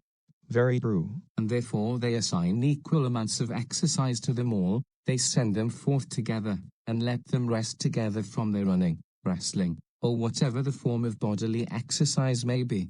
True. And now observe that the legislator who has to preside over the herd, and to enforce justice in their dealings with one another, will not be able, in enacting for the general good, to provide exactly what is suitable for each particular case. He cannot be expected to do so. He will lay down laws in a general form for the majority, roughly meeting the cases of individuals, and some of them he will deliver in writing, and others will be unwritten, and these last will be traditional customs of the country. He will be right. Yes, quite right, for how can he sit at every man's side all through his life, prescribing for him the exact particulars of his duty? Who, Socrates, would be equal to such a task? No one who really had the royal science, if he had been able to do this, would have imposed upon himself the restriction of a written law. So I should infer from what has now been said. Or rather, my good friend, from what is going to be said. And what is that? Let us put to ourselves the case of a physician, or trainer, who is about to go into a far country, and is expecting to be a long time away from his patients, thinking that his instructions will not be remembered unless they are written down, he will leave notes of them for the use of his pupils or patients. True. But what would you say, if he came back sooner than he had intended, and, owing to an unexpected change of the winds or other celestial influences, something else happened to be better for them? Would he not venture to suggest this new remedy, although not contemplated in his former prescription? Would he persist in observing the original law, neither himself giving any new commandments, nor the patient daring to do otherwise than was prescribed, under the idea that this course only was healthy and medicinal, all others noxious and heterodox? Viewed in the light of science and true art, would not all such enactments be utterly ridiculous? Utterly. And if he who gave laws, written or unwritten, determining what was good or bad, honorable or dishonorable, just or unjust, to the tribes of men who flock together in their several cities, and are governed in accordance with them, if, I say, the wise legislator was suddenly to come again, or another like to him, is he to be prohibited from changing them? Would not this prohibition be in reality quite as ridiculous as the other? Certainly. Do you know a plausible saying of the common people which is in point? I do not recall what you mean at the moment. They say that if anyone knows how the ancient laws may be improved, he must first persuade his own state of the improvement, and then he may legislate, but not otherwise. And are they not right? I dare say. But supposing that he does use some gentle violence for their good, what is this violence to be called? Or rather, before you answer, let me ask the same question in reference to our previous instances. What do you mean? Suppose that a skillful physician has a patient, of whatever sex or age, whom he compels against his will to do something for his good which is contrary to the written rules. What is this compulsion to be called? Would you ever dream of calling it a violation of the art, or a breach of the laws of health? Nothing could be more unjust than for the patient to whom such violence is applied, to charge the physician who practices the violence with wanting skill or aggravating his disease. Most true. In the political art, error is not called disease, but evil, or disgrace, or injustice. Quite true. And when the citizen, contrary to law and custom, is compelled to do what is juster and better and nobler than he did before, the last and most absurd thing which he could say about such violence is that he has incurred disgrace or evil or injustice at the hands of those who compelled him. Very true. And shall we say that the violence, if exercised by a rich man, is just, and if by a poor man, unjust? May not any man, rich or poor, with or without laws, with the will of the citizens or against the will of the citizens, do what is for their interest? Is not this the true principle of government, according to which the wise and good man will order the affairs of his subjects? As the pilot, by watching continually over the interests of the ship and of the crew, not by laying down rules, but by making his art a law, preserves the lives of his fellow sailors, even so, and in the self-same way, may there not be a true form of polity created by those who are able to govern in a similar spirit, and who show a strength of art which is superior to the law? Nor can wise rulers ever err while they observing the one great rule of distributing justice to the citizens with intelligence and skill, are able to preserve them, and, as far as may be, to make them better from being worse. No one can deny what has been now said. Neither, if you consider, can anyone deny the other statement. What was it? We said that no great number of persons, whoever they may be, can attain political knowledge, or order a state wisely, but that the true government is to be found in a small body, or in an individual, and that other states are but imitations of this, as we said a little while ago, some for the better and some for the worse. What do you mean? I cannot have understood your previous remark about imitations. And yet the mere suggestion which I hastily threw out is highly important, even if we leave the question where it is, and do not seek by the discussion of it to expose the error which prevails in this matter. What do you mean? The idea which has to be grasped by us is not easy or familiar, but we may attempt to express it thus. Supposing the government of which I have been speaking to be the only true model, then the others must use the written laws of this. In no other way can they be saved. They will have to do what is now generally approved, although not the best thing in the world. What is this? No citizen should do anything contrary to the laws, and any infringement of them should be punished with death and the most extreme penalties, and this is very right and good when regarded as the second best thing, if you set aside the first, of which I was just now speaking. Shall I explain the nature of what I call the second best? By all means. I must again have recourse to my favorite images. Through them, and them alone, can I describe kings and rulers. What images? The noble pilot and the wise physician, who is worth many another man, in the similitude of these let us endeavor to discover some image of the king. What sort of an image? Well, such as this. Every man will reflect that he suffers strange things at the hands of both of them. The physician saves any whom he wishes to save, and any whom he wishes to maltreat he maltreats, cutting or burning them, and at the same time requiring them to bring him payments, which are a sort of tribute, of which little or nothing is spent upon the sick man, and the greater part is consumed by him and his domestics, and the finale is that he receives money from the relations of the sick man or from some enemy of his, and puts him out of the way. And the pilots of ships are guilty of numberless evil deeds of the same kind. They intentionally play false and leave you ashore when the hour of sailing arrives, or they cause mishaps at sea and cast away their freight, and are guilty of other rogueries. Now suppose that we, bearing all this in mind, were to determine, after consideration, that neither of these arts shall any longer be allowed to exercise absolute control either over freemen or over slaves, but that we will summon an assembly either of all the people, or of the rich only, and that anybody who likes, whatever may be his calling, or even if he have no calling, may offer an opinion either about seamanship or about diseases, whether as to the manner in which physic or surgical instruments are to be applied to the patient, or again about the vessels and the nautical implements which are required in navigation, and how to meet the dangers of winds and waves which are incidental to the voyage, how to behave when encountering pirates, and what is to be done with the old-fashioned galleys, if they have to fight with others of a similar build, and that, whatever shall be decreed by the multitude on these points, upon the advice of persons skilled or unskilled, shall be written down on triangular tablets and columns, or enacted although unwritten to be national customs, and that in all future time vessels shall be navigated and remedies administered to the patient after this fashion. What a strange notion. Suppose further, that the pilots and physicians are appointed annually, either out of the rich, or out of the whole people, and that they are elected by lot, and that after their election they navigate vessels and heal the sick according to the written rules. Worse and worse. But hear what follows. When the year of office has expired, the pilot or physician is to come before a court of review, in which the judges are either selected from the wealthy classes or chosen by lot out of the whole people, and anybody who pleases may be their accuser, and may lay to their charge that during the past year they have not navigated their vessels or healed their patients according to the letter of the law and the ancient customs of their ancestors, and if either of them is condemned, some of the judges must fix what he is to suffer or pay.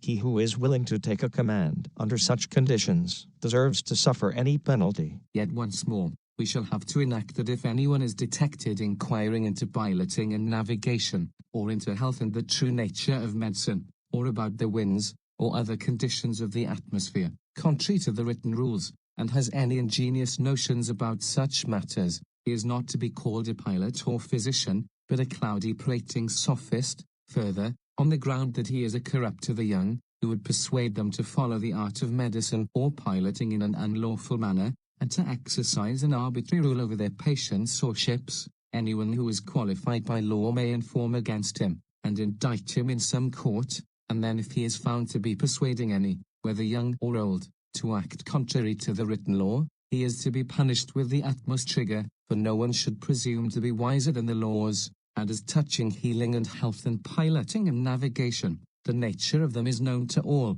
for anybody may learn the written laws in the national customs.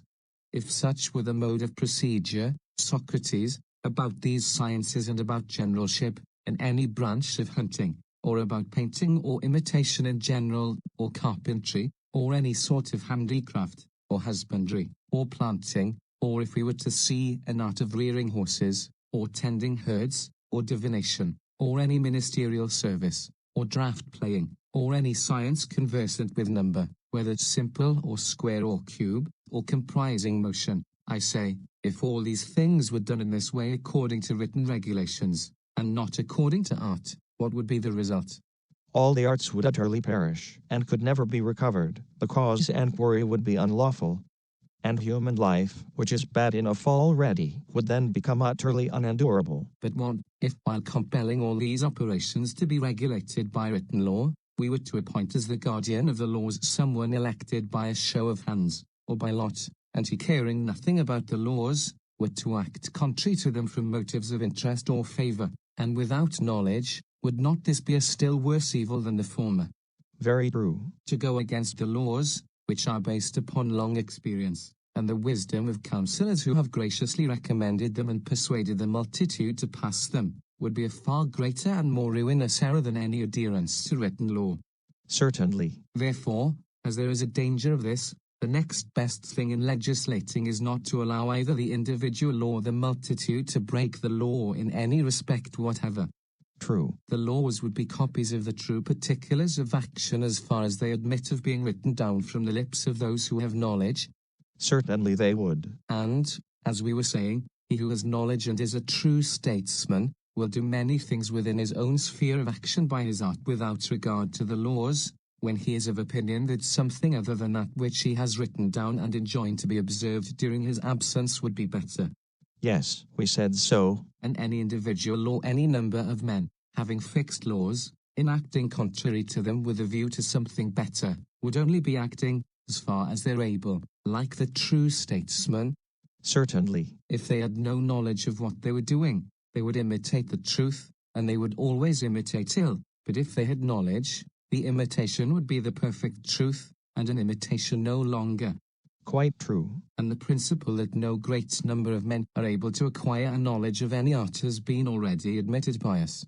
Yes, it has. Then the royal or political art, if there be such an art, will never be attained either by the wealthy or by the other mob.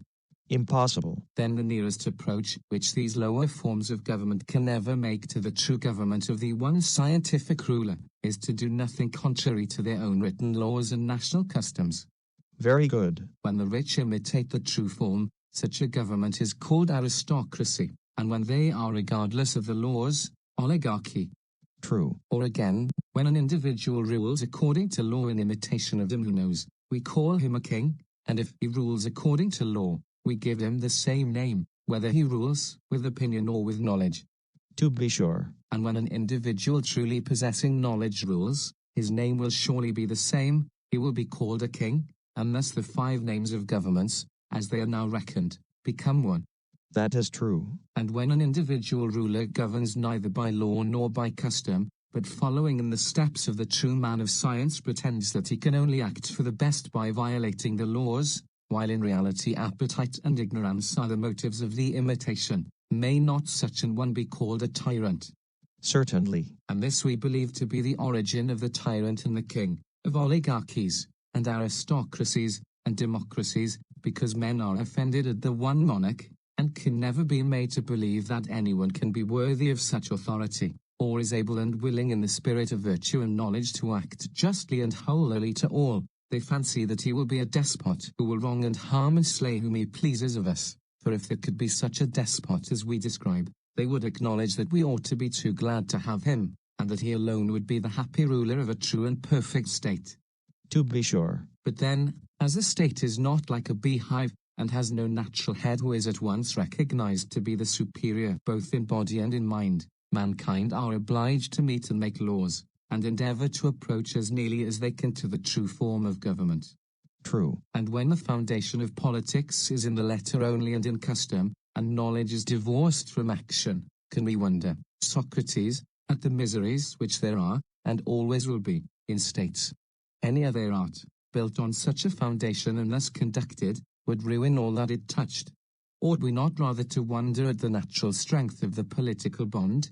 For states have endured all this, time out of mind, and yet some of them still remain and are not overthrown, though many of them, like ships at sea, founder from time to time, and perish and have perished and will hereafter perish, through the badness of their pilots and crews, who have the worst sort of ignorance of the highest truths. I mean to say, that they are wholly unacquainted with politics, of which, Above all other sciences, they believe themselves to have acquired the most perfect knowledge.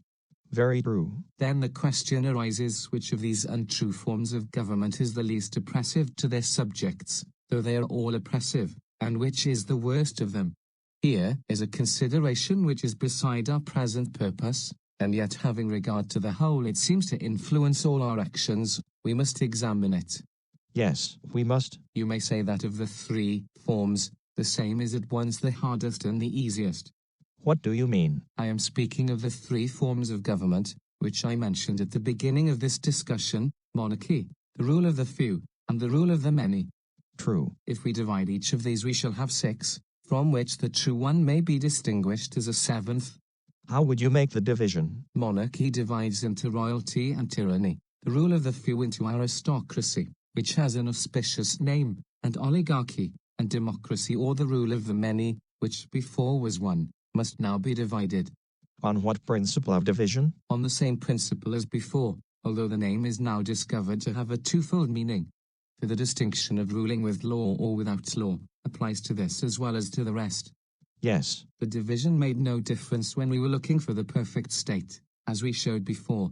But now that this has been separated off, and, as we said, the others alone are left for us, the principle of law and the absence of law will bisect them all. That would seem to follow, from what has been said. Then monarchy, when bound by good prescriptions or laws, is the best of all the 6, and when lawless is the most bitter and oppressive to the subject. True. The government of the few, which is intermediate between that of the one and many, is also intermediate in good and evil, but the government of the many is in every respect weak and unable to do either any great good or any great evil, when compared with the others, because the offices are too minutely subdivided and too many hold them. And this, therefore, is the worst of all lawful governments, and the best of all lawless ones.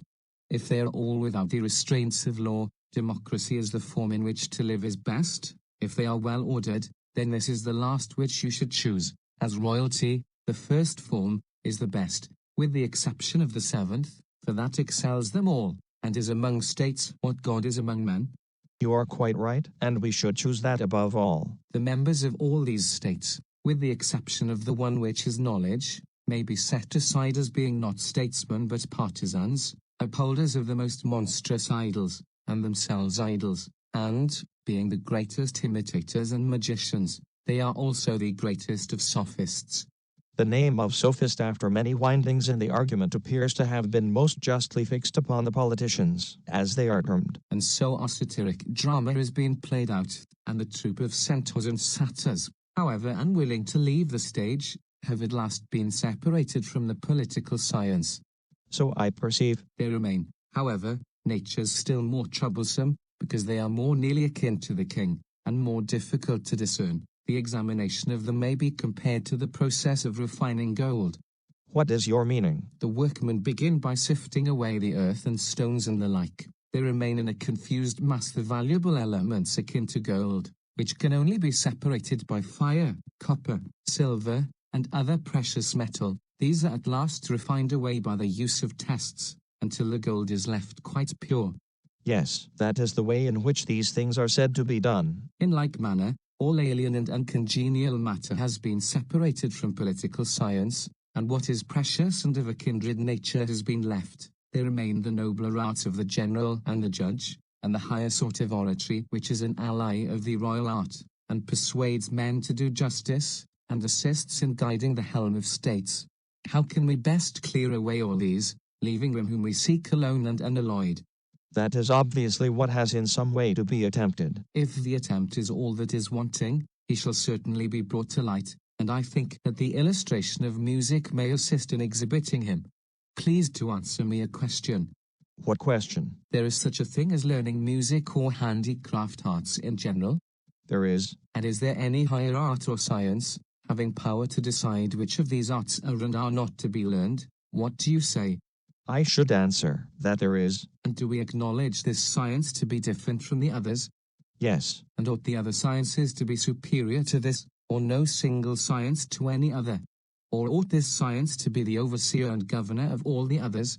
The latter. You mean to say that the science which judges whether we ought to learn or not, must be superior to the science which is learned or which teaches, Far superior. and the science which determines whether we ought to persuade or not, must be superior to the science which is able to persuade.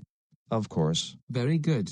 And to what science do we assign the power of persuading a multitude by a pleasing tale and not by teaching? That power, I think, must clearly be assigned to rhetoric. And to what science do we give the power of determining whether we are to employ persuasion or force towards anyone, or to refrain altogether? To that science which governs the arts of speech and persuasion. Which, if I am not mistaken, will be politics. Very good. Rhetoric seems to be quickly distinguished from politics, being a different species, yet ministering to it. Yes. But what would you think of another sort of power or science? What science? The science which is to do with military operations against our enemies. Is that to be regarded as a science or not? How can generalship and military tactics be regarded as other than a science? And is the art which is able and knows how to advise when we are to go to war, or to make peace, the same as this or different? If we are to be consistent, we must say different. And we must also suppose that this rules the other, if we are not to give up our former notion. True. And, considering how great and terrible the whole art of war is, can we imagine any which is superior to it but the truly royal? No other. The art of the general is only ministerial, and therefore not political. Exactly. Once more let us consider the nature of the righteous judge. Very good. Does he do anything but decide the dealings of men with one another to be just or unjust in accordance with the standard which he receives from the king and legislator, showing his own peculiar virtue only in this, that he is not perverted by gifts, or fears, or pity, or by any sort of favor or enmity, into deciding the suits of men with one another contrary to the appointment of the legislator? No, his office is such as you describe. Then the inference is that the power of the judge is not royal, but only the power of a guardian of the law which ministers to the royal power. True. The review of all these sciences shows that none of them is political or royal. For the truly royal ought not itself to act, but to rule over those who are able to act. The king ought to know what is and what is not a fitting opportunity for taking the initiative in matters of the greatest importance, whilst others should execute his orders. True. And, therefore, the arts which we have described, as they have no authority over themselves or one another, but are each of them concerned with some special action of their own, have, as they ought to have, special names corresponding to their several actions. I agree. And the science which is over them all, and has charge of the laws, and of all matters affecting the state, and truly weaves them all into one, if we would describe under a name characteristic of their common nature, most truly we may call politics. Exactly so. Then, now that we have discovered the various classes in a state, shall I analyze politics after the pattern which weaving supplied? I greatly wish that you would. Then I must describe the nature of the royal web, and show how the various threads are woven into one piece. Clearly. A task has to be accomplished, which, although difficult, appears to be necessary. Certainly the attempt must be made. To assume that one part of virtue differs in kind from another, is a position easily assailable by contentious disputants, who appeal to popular opinion. I do not understand. Let me put the matter in another way. I suppose that you would consider courage to be a part of virtue. Certainly I should. And you would think temperance to be different from courage, and likewise to be a part of virtue. True. I shall venture to put forward a strange theory about them. What is it? That they are two principles which thoroughly hate one another and are antagonistic throughout a great part of nature. How singular. Yes, very, for all the parts of virtue are commonly said to be friendly to one another. Yes. Then let us carefully investigate whether this is universally true, or whether there are not parts of virtue which are at war with their kindred in some respect. Tell me how we shall consider that question. We must extend our inquiry to all those things which we consider beautiful and at the same time place into opposite classes. Explain. What are they? Acuteness and quickness, whether in body or soul or in the movement of sound, and the imitations of them which painting and music supply. You must have praised yourself before now, or been present when others praised them. Certainly. And do you remember the terms in which they are praised? I do not. I wonder whether I can explain to you in words the thought which is passing in my mind. Why not? You fancy that this is all so easy, Well, let us consider these notions with reference to the opposite classes of action under which they fall. When we praise quickness and energy and acuteness, whether of mind or body or sound, we express our praise of the quality which we admire by one word, and that one word is manliness or courage.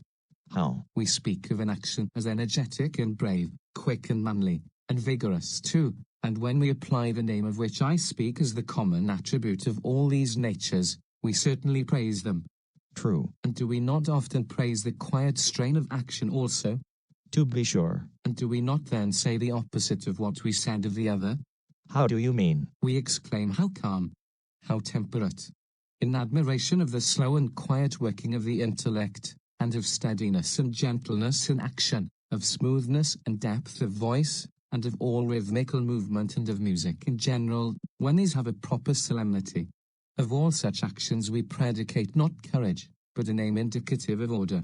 Very true. But when, on the other hand, either of these is out of place, the names of either are changed into terms of censure. How so? Too great sharpness or quickness or hardness is termed violence or madness. Too great slowness or gentleness is called cowardice or sluggishness, and we may observe that for the most part these qualities, and the temperance and manliness of the opposite characters, are arrayed as enemies on opposite sides, and do not mingle with one another in their respective actions, and if we pursue the inquiry, we shall find that men who have these different qualities of mind differ from one another. In what respect? In respect of all the qualities which I mentioned, and very likely of many others.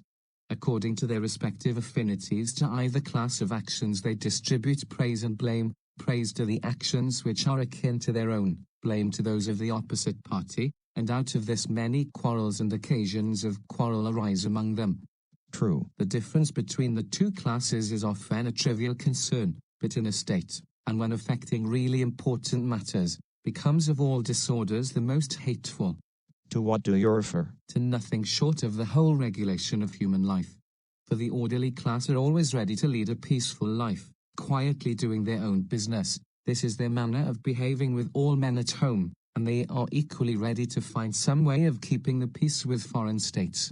And on account of this fondness of theirs for peace, which is often out of season where their influence prevails, they become by degrees unwarlike, and bring up their young men to be like themselves. They are at the mercy of their enemies, whence in a few years they and their children and the whole city often pass imperceptibly from the condition of freemen into that of slaves. What a cruel fate. And now think of what happens with the more courageous natures. Are they not always inciting their country to go to war, owing to their excessive love of the military life? They raise up enemies against themselves many and mighty, and either utterly ruin their native land or enslave and subject it to its foes. That, again, is true. Must we not admit, then, that where these two classes exist, they always feel the greatest antipathy and antagonism towards one another? We cannot deny it. And returning to the inquiry with which we began, have we not found that considerable portions of virtue are at variance with one another, and give rise to a similar opposition in the characters who are endowed with them? True. Let us consider a further point. What is it? I want to know whether any constructive art will make any, even the most trivial thing, out of bad and good materials indifferently, if this can be helped. Does not all art rather reject the bad as far as possible, and accept the good and fit materials, and from these elements, whether like or unlike, gathering them all into one, work out some nature or idea? To be sure. Then a true and natural art of statesmanship will never allow any state to be formed by a combination of good and bad men, if this can be avoided, but will begin by testing human natures in play, and after testing them, will entrust them to proper teachers who are the ministers of her purposes. She will herself give orders, and maintain authority, just as the art of weaving continually gives orders and maintains authority over the carders and all the others who prepare the material for the work, commanding the subsidiary arts to execute the works which she deems necessary for making the web. Quite true. In like manner, the royal science appears to me to be the mistress of all lawful educators and instructors, and having this queenly power, will not permit them to train men in what will produce characters unsuited to the political constitution which she desires to create, but only in what will produce such as are suitable. Those which have no share of manliness and temperance, or any other virtuous inclination, and, from the necessity of an evil nature, are violently carried away to godlessness and insolence and injustice, she gets rid of by death and exile, and punishes them with the greatest of disgraces. That is commonly said. But those who are wallowing in ignorance and baseness she bows under the yoke of slavery. Quite right. The rest of the citizens, out of whom, if they have education, something noble may be made, and who are capable of being united by the statesman, the kingly art blends and weaves together, taking on the one hand those whose natures tend rather to courage, which is the stronger element and may be regarded as the warp, and on the other hand those which incline to order and gentleness, and which are represented in the figure as spun thick and soft, after the manner of the woof. These, which are naturally opposed, she seeks to bind and weave together in the following manner. In what manner? First of all, she takes the eternal element of the soul and binds it with a divine cord, to which it is akin, and then the animal nature, and binds that with human cords. I do not understand what you mean. The meaning is, that the opinion about the honorable and the just and good and their opposites, which is true and confirmed by reason, is a divine principle, and when implanted in the soul, is implanted, as I maintain, in a nature of heavenly birth. Yes, what else should it be? Only the statesman and the good legislator, having the inspiration of the royal muse, can implant this opinion, and he, only in the rightly educated, whom we were just now describing. Likely enough. But him who cannot, we will not designate by any of the names which are the subject of the present inquiry. Very right. The courageous soul, when attaining this truth, becomes civilized, and rendered more capable of partaking of justice, but when not partaking, is inclined to brutality. Is not that true? Certainly. And again, the peaceful and orderly nature, if sharing in these opinions, becomes temperate and wise, as far as this may be in a state, but if not, deservedly obtains the ignominious name of silliness. Quite true. Can we say that such a connection as this will lastingly unite the evil with one another or with the good, or that any science would seriously think of using a bond of this kind to join such materials? Impossible. But in those who are originally of a noble nature, and who have been nurtured in noble ways, and in those only, may we not say that union is implanted by law, and that this is the medicine which art prescribes for them, and of all the bonds which unite the dissimilar and contrary parts of virtue is not this, as I was saying, the divinest? Very true. Where this divine bond exists, there is no difficulty in imagining, or when you have imagined, in creating the other bonds, which are human only. How is that, and what bonds do you mean? Rights of intermarriage, and ties which are formed between states by giving and taking children in marriage, or between individuals by private betrothals and espousals. For most persons form marriage connections without due regard to what is best for the procreation of children. In what way? They seek after wealth and power, which in matrimony are objects not worthy even of a serious censure. There is no need to consider them at all. More reason is there to consider the practice of those who make family their chief aim, and to indicate their error. Quite true. They act on no true principle at all. They seek their ease and receive with open arms those who are like themselves, and hate those who are unlike them, being too much influenced by feelings of dislike. How so? The quiet orderly class seek for natures like their own, and as far as they can they marry and give in marriage exclusively in this class, and the courageous do the same, they seek natures like their own, whereas they should both do precisely the opposite. How and why is that? Because courage, when untempered by the gentler nature during many generations, may at first bloom and strengthen, but at last bursts forth into downright madness. Like enough. And then, again, the soul which is overfull of modesty and has no element of courage in many successive generations, is apt to grow too indolent, and at last to become utterly paralyzed and useless. That, again, is quite likely. It was of these bonds I said that there would be no difficulty in creating them, if only both classes originally held the same opinion about the honorable and good. Indeed, in this single work, the whole process of royal weaving is comprised, never to allow temperate natures to be separated from the brave, but to weave them together, like the warp and the woof, by common sentiments and honors and reputation, and by the giving of pledges to one another, and out of them forming one smooth and even web, to entrust to them the offices of state. How do you mean? Where one officer only is needed, you must choose a ruler who has both these qualities. When many, you must mingle some of each, for the temperate ruler is very careful and just and safe, but is wanting in thoroughness and go.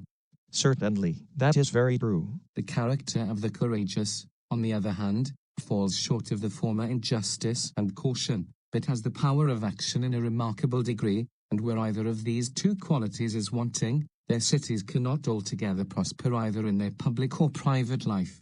Certainly they cannot. This then we declare to be the completion of the web of political action, which is created by a direct intertexture of the brave and temperate natures, whenever the royal science has drawn the two minds into communion with one another by unanimity and friendship, and having perfected the noblest and best of all the webs which political life admits, and enfolding therein all other inhabitants of cities, whether slaves or freemen, binds them in one fabric and governs and presides over them, and, in so far as to be happy is vouchsafed to a city, in no particular fails to secure happiness.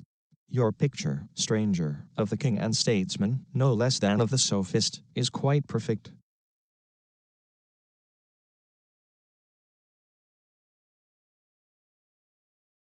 False words are not only evil in themselves, but they infect the mind with evil. Phaedo by Plato,